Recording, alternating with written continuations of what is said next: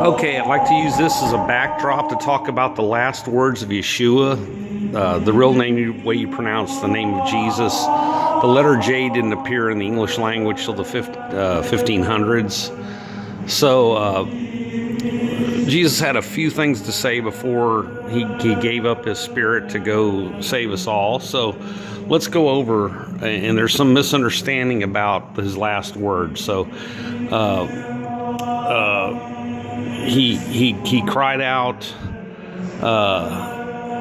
He cried out to the Father, and I've heard this misrepresented in so many, because they just don't have a good, thorough understanding of what he was trying to do. He was even teaching on the cross. The only movie I've heard it even alluded to was Franco Zeffirelli's Jesus of Nazareth, where the Apostle John goes, he's teaching even on the cross.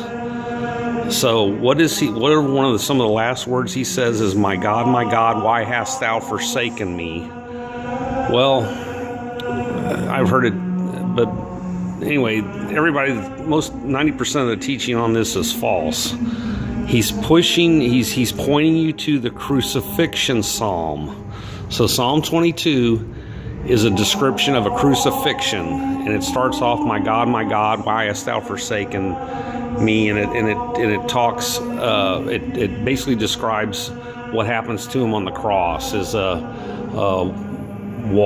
blood turns to water, his bones ache, which is how you die from crucifixion, and you actually kind of drown for crucifixion, because eventually you run out. As your arms are outstretched, you have to rise up to take a breath.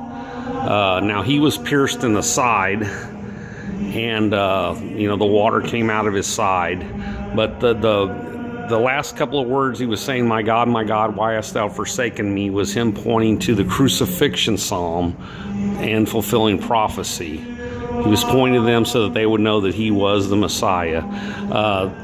Then he said, it is finished. The actual word was tetelestarte that he said, and it can be interpreted a couple of ways. One is, it is finished, it is accomplished. It also means paid in full. So he was the once and for all lamb. But anyway, that's what the last words he said on the cross mean. Anyway, it's called the Crucifixion Psalm, so read it. And it describes a crucifixion. Now remember that psalm was written hundreds of years before him, so that validates his teaching. And of course, the little sign on the top was In Nomine Rex Emporium, the King of the Jews. Anyway, thank you. I'm out.